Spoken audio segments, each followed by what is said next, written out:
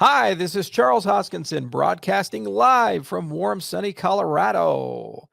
Today is August 10th, 2021, and I just wanted to make a very quick video telling you guys a few things. We had our big meeting today, and we kind of went through where we're at and progress with smart contracts. Everything seems to be on track, looking really good, and we were haggling over when are we going to cut the final release of the mainnet candidate and how much QA time. So we had a lot of discussions with partners and other people, and it looks like we are on track for Friday to announce the date. But we have the date internally.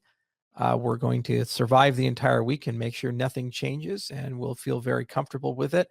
It is, I think, a very achievable date, and I think the community is going to be quite happy about it. But I just had the meeting and we went back forth over everything. And I thought you guys would be really happy to hear that on our side internally, we have certainty and a lovely little chart that you guys can share. And so I'll make sure that Nigel cleans it up and makes it pretty for Friday. So Friday, we'll have the mid-August update. Hopefully we'll get a link to share tomorrow or the day after. And I'd love to see you guys there, and we'll be able to announce when the Alonzo hard fork is going to happen. And at that point, you can run smart contracts on Cardano. Congratulations. How about that? It will be before the before the Cardano Summit, just to give you some boundings there. And I think you guys will be very happy with the date and time. And we feel real comfortable and confident with it. And I wish I could tell you right now, filled with joy about it. But I can't because we're saving that for Friday. However, I can announce the announcement and pull a Justin Sun in that respect. So there you go. It's been a long journey, and we're just filled with jubilance and a little bit of bittersweet exhaustion as well here at IO Global. It took 6 years to conceive the project to get to this point. 2 programming languages, tons of design, paper after paper, an enormous amount of work. And it's just the privilege of a lifetime seeing all these different components come together. And there's a lot of them. It's such a challenging upgrade because it's not like a node and then other vendors build infrastructure on top of it. There's this enormous stack. There's the node, the wallet backend, Daedalus, GraphQL, Rosetta, DB Sync, and dozens of other components, and over 100 different users of the software at that level, excluding the thousands of stateful operators who've been working on it. But Alonzo Purple launched, and the node has been remarkably stable, and things have looked fairly good. Really, it's come down to a situation where feature completeness, I think, will be achieved by Monday next week. And then it's a question of how much testing and burn-in time and integration time do you want to give partners? So we had to kind of get a sense of all of that. And we think the dates we're proposing are reasonable. And we're going to see how quickly the exchanges get onboarded this week. And that's the final go, no go on the date that we have. But there is a date, at least on the global side, and that will be solicited and consolidated amongst all the partners. And by Friday, it will be converged and confirmed, or an alternative will be chosen. But regardless, it is within what we expected, what the community expects. It's before the conference, which is good. It's always nice to have something to talk about at the conference. And I think everybody's going to be pretty happy with it. There's a lot more to do after the HFC event. It's just the beginning, not an end, because people are going to be building things. And when they build things, they're going to want more features and functionality and better libraries and these things. But that's part of an iterative development cycle. And we've talked a lot about what happens after Alonzo. Well, there's Genesis and peer-to-peer. We've been rolling out peer-to-peer systematically with the help of the SPOs because it's something that you kind of have to get right, or else you break the network, and it's very hard to put the network back together. So we've been extremely conservative on that rollout, but the peer-to-peer governor is in place, and that's something that's on schedule. And then there's also Genesis, which is an enhancement to the chain selection rule of Warburg-Prowse. And then there's some enhancements to the way that the UTXO is stored and optimizations in smart contract model. All those components together are a very good 1.0 product, and it's exactly what we expected to deliver in the Cardano 2020 roadmap. Hydra can be built as a layer 2 protocol like Prism that sits on top of Cardano. And we have a full-time team working on that. We keep adding resources to that team, and their velocity is getting good. And there's some great papers that have been written there, and now they've been turned into great prototypes. And we'll have a lot to show for you guys and the utility track of the IO at the Cardano Summit. And Mithril, we've gotten several great proposals to implement it from great vendors to work with us to accelerate its implementation. And we're right now just in negotiations over particulars about time horizons and expectations and so forth. But that's a high priority implementation as well. And then, of course, there's a huge amount of work on the Voltaire track, most notably in the Catalyst side. And those funds continue to roll out. And we have a whole team with a partner called Obsidian who's working on the update system, the on-chain update system on the main chain. So really, we've seen great progress with Voltaire. We've seen great progress with the Basho agenda. And all this work is going to conclude Goguen. And then a lot more to add, but partners are already talking about all kinds of cool things. And RV will have a big update for you guys. And Yella's coming along, K's coming along, Alpha Frontier's coming along, and a lot of use and utilities coming. What's really exciting is what you guys, community, are doing. And come soon, we're going to see a lot of stuff deployed on Cardano, and we're going to learn a lot from it. And you, the community, are going to provide a lot. So there's some surprises, I'd say, at the Cardano Summit. We tried to save a few things for that, and think you guys would be happy about it. But overall, I'm just happy to see this finally come to fruition. It for a long time has felt like I'm an incomplete person. It's an incomplete protocol, and it's damn good to actually see that coming. So I tune in on Friday, and guys, it'll be a good day, good event, and then we just got to get it done. We know what to do. It's quantified. Everybody has their work packages. There's not going to be a lot of sleep during crunch time because there's so much stuff, and everybody's on edge because there's only so much testing you can do and so much validation you can do. And we at some point have to say, okay, it is what it is, and flip the switch and hope for the best, like we did with Byron the Shelley and so forth. And we feel confident in the process, the use of formal methods, the use of property-based testing, the engineering that we followed, and ultimately the knowledge and competencies of the team. And this is a code base we've been working on as a company for over 3 years, all handwritten, 100% new code. And we understand a lot about it. And, we've been navigating it for a long time. So that team is quite exhausted, but quite excited at the same time to finally see this turn on and get done. And ultimately, I think it fulfills the promise and dream that Haskell had in the 1980s about being a mainstream programming language. The reality is that Haskell had to find its killer application, kind of like Ruby did with Rails or any of these other projects. And I'm extremely glad to see Haskell enter into the smart contract space through Plutus. Just today there was a $600 million hack, and every week there seems to be one. And this is because of a lack of ability to formally specify things and produce good, rigorous engineering. And there are some companies like CertiK and others that are definitely adding to the Ethereum stack and attempting as best they can. But this is a case of where the tools and languages work against you and your intent to write correct software. Whereas what we've created, I think, works with you, the developer, and helps you along to get to an assurance level that you feel comfortable with relative to the value at risk and the consequences of failure of the application. So that story has yet to be told, and now it's going to be told through you, the developers. Now, Plutus and Haskell are not magic. You can write bad code in it. In fact, we learned that with the early days of Byron. So it doesn't prevent you from not knowing what you're doing and going crazy routes and poorly designing architecture and so forth. But what it does do is if you have the skills and knowledge and will, it helps you get to where you want to go in a very concise way and a very provable way. And part of the deal is, in addition to building Plutus, is talking a lot about the different assurance levels of smart contracts and how one can approach building a high assurance smart contract and creating a community expectation of that.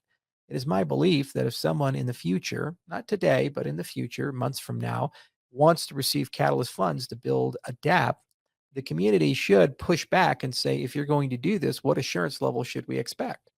It's our duty to make sure that those assurance levels are mapped out and give rigorous definitions of what you should expect. And then it's the community's job to decide what is reasonable for their funds. After all, Catalyst belongs to you. That's community funds. And if the system works well, there should be many ways to do that, and those will best fit the needs of the engineer. And then what will happen is, amongst the certified and verified groupings of software on our platform, uh, those will work for the most part as intended, and they just work. And you don't have to worry too much about that. Just like you don't worry too much about your airplane that you sit on, because you understand that the people who built it and the people who regulate it and the airlines that operate it, all of them are held to very rigorous and high standards. So it's very rare for accidents to happen. They certainly do, but relative to car accidents and train accidents and any other mode of transportation, it is the safest because of that reason. And similarly, we should treat our financial applications the same way. This is not to say that hacks won't happen with Cardano applications. It will.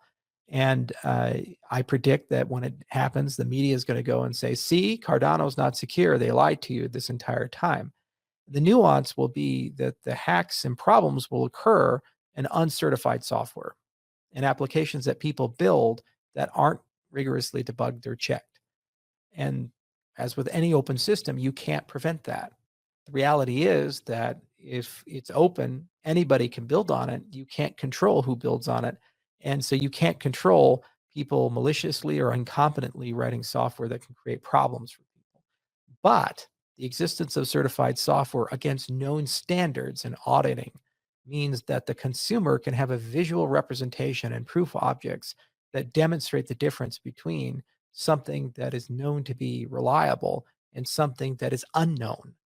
And then you can make consumer choices accordingly, just like you do in all your day-to-day consumer choices. From the medicine you buy, to the car you drive, to the home you live in, to the location of where your house is, et cetera, et cetera. And hopefully we can communicate that as developers, and we can communicate that at the conference upcoming in September. So it's going to be a long journey from here on out because it's a beginning. When smart contracts start, there's a whole ecosystem to build. But I take great solace in the fact that thousands of you are ready to go. And the thousands of you ready to go are going to build the killer apps, which really change the brand reputation of the chain. And it will gradually go from a spooky ghost chain to a juggernaut that really dominates the industry. And from there, the next wave of people will come, and the next wave of people will come, and thousands will turn to tens of thousands, and that'll turn to hundreds of thousands. We will continue the Plutus Pioneers program, and we'll continue upgrading and scaling and augmenting it, especially after Plutus hardens to 1.0. We will continue updating and creating things like the Prism Pioneers program and dedicated education for Marlowe. And our goal is to continue having class sizes in the thousands to inclusively get more and more developers. There's been also 154 projects funded by Catalyst. And as Catalyst grows, it's entirely possible before the end of the year, over 300 will be funded. And next year, over 1,000 at this rate of growth. So that's a great growth engine for projects and applications in our ecosystem. And again, completely community curated. What we can do is add support, just like the certification levels for software. The support will come from incubation, acceleration, audit and oversight, and other services that we can bring in, and the community can eventually finance and maintain for the benefit of the community, and helping them make better decisions and holding people accountable once they have received the community's money, because that's a public trust and it needs to have proper oversight to it. So thank you all for being part of this family and this effort. And thank you for being here through this very long, drawn out process. It was a very necessary one in my view, and we've done something incredibly novel. Honestly, there aren't many cryptocurrencies in the ecosystem that have accomplished what Cardano has. You know, the reality is that we are in the top 5. And we will stay there for the foreseeable future as we continue to grow and make progress. And we're starting to see the same kinds of integrations that Ethereum has and Bitcoin has. And we're starting to be that third choice in this ecosystem of ideas. And in the next 3 to 5 years, everyone is upgrading. Bitcoin is getting Lightning, and that's growing at a nice pace. And there's a very good reality that Simplicity and Jet will one day work its way into Bitcoin, giving Bitcoin some level of smart contract capabilities at the layer 1 with Taproot at the layer 2. These two things together probably create a decent smart contract ecosystem. Combining with Ethereum going to Ethereum 2, that's going to have a superior smart contract ecosystem to the incumbent experience. And then obviously all the things we have planned as an ecosystem, it's really going to be a clash of the titans in that respect. And it's going to be fun to watch. Now, we have a lot of future-proof plans like Omega and Mithril and where Hydra can take us.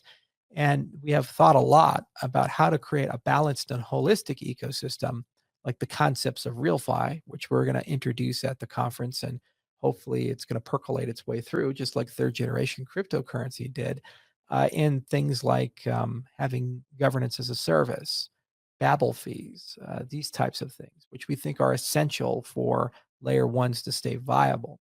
But ultimately, what makes these platforms great is not the technology or the evangelists at the top. Rather, it's you, the community. And the difference between Ethereum and Bitcoin and us is that you're in charge. And it's explicitly made so by Catalyst and the whole Voltaire campaign. Every single day, the community not only gets more control, but the community also gets more knowledge and capability. And in many cases, actually compensates for things that they consider to be deficits, either in marketing or technology. For example, like CardanoUpdates.com or Cardano Wall or Pool Tool. We saw this a lot in the early days of Bitcoin as that ecosystem grew and evolved because there was no coordinating force to do that. So people picked up a shovel and they did it themselves. And it's incredible to see that level of growth and progress and evangelism.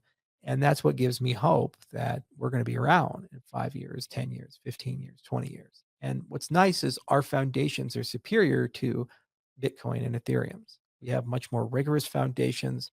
We have a much more sensible way about how to evolve the protocol and the tools necessary to evolve the protocol. We're much more inclusive. We have the capacity to pay for the bills the protocol encumbers. And there's an incredible ecosystem of developers. And a lot of this bespoke exotic technology that we invested heavily in over time will become more mainstream. And over time, I think, become the dominant force in the space because it has built-in advantages, which I think are required when people enter regulated, insured, in Fortune 500 government adoption, which is where the majority of users are going to be coming from. A single deal with Microsoft or Apple could bring 2 billion users into a cryptocurrency. And when you live in realities like that, it really is a question of how do you build enough assurance where people at that scale would feel comfortable coming in. And then what's nice is you have your cake and eat it too, because the base level, the everyday virality, we have a lot of things to offer people from being a stateful operator to delegation to participation in Catalyst and that keeps growing every single day. So, all things considered, I'm quite happy today about how things have panned out and shaped up. There were a lot of rough times in the last 6 years. They've been, frankly, the hardest of my life, absolutely brutal. And it's been brutal for everyone in the company because there was so much uncertainty and excess work, and the scope always changed on us. And there were some difficult decisions along the way, like having to rewrite all the code. The original plan was to have a high assurance code base that we would eventually get to towards the end of the deadline. And in the meantime, use a fast moving prototype code base. And when it became clear that that code base was actually a hindrance to our ability to operate, we had to completely throw it away and replace it with the Byron reboot. That set us back by over a year and a half. And we didn't even know that that was the price we were going to pay up front. We thought it was going to be about 6 months. Shows the naivety of planning. And there were a lot of other things that took a little bit longer than we thought they were going to take for a variety of reasons. But we overcame those challenges together as a community. And we built a lot together as a community. And we've gotten to a point where plans now have certainty in the days to weeks. And that means that No longer, if we miss something, do we have to wait 3 months or 6 months or 9 months? Rather, it's next week instead of this week. That's a pretty remarkable thing. Furthermore, we've made enormous improvements to Haskell itself, from the underlying infrastructure to libraries to our ability to navigate and discuss with domain experts in the space, to the extent that when we need something, we know who to call, they pick up the phone, and it's a negotiation, as we did, for example, with the Mithril implementation. And it's a very different time as a consequence. We also see a lot of diversity. For example, the development of the Rust serialization library, and my hope is that's going to grow into a full Rust client, hopefully maintained by DC Spark. And we should be able to do that in the next roadmap. These kinds of things create resiliency inside the ecosystem, and they get us to a position where we're ultimately stronger in every respect. And those roots are deep now and quite fertile, and they just require a little tender love and care and watering in order for us to get to where we need to go. So all those things are things we accomplished over the last 6 years, and we have great philosophies about how to think about software now, how to design software, design APIs, design interfaces, and communicate with vendors. Remember, on a regular basis, we communicate with hundreds of different vendors and infrastructure providers, DApp providers, and there's a whole process in place for that. That was not in place 4 years ago, but it's now here. And because of that, you can amplify the project, and the rate of progress will continue to grow, not slow down. And as a consequence, next year we can do far more than what we did this year. And this year was our most successful year in terms of reliable delivery to market. So that's a remarkable achievement if you think about that. And we've also broadened our research base considerably. And some of the investments that we're making will give us access to some of the brightest minds in the world, and the ability to bring those minds into the cryptocurrency space to help us work on some of the hardest problems inside the space. And we've gotten to a point where a lot of protocols are being refined now for their final form, where we believe that those protocols will be in service for years or decades, as opposed to 6 months or two, or maybe 2 or 3 years, 5 years, 10 years, 15 years, these types of things. We just didn't have that before. And that's amazing to see. We do benefit from collaborations with other blockchains, and we've made some relationships and partnerships with them. Hopefully, we will be able to announce those relationships at the conference, the upcoming conference in September. And I think we can. And we're going to continue the outreach program. Ergo, for example, was a phenomenal relationship, and I'm very proud of what Alex Chirpinoy has done. And we've used Ergo a lot to explore DEXs and stable coins and other things, kind of like Microsoft using Apple computers back in the day when they were prototyping software on the Xbox 360. Sometimes products made by other people can help you make your own products great.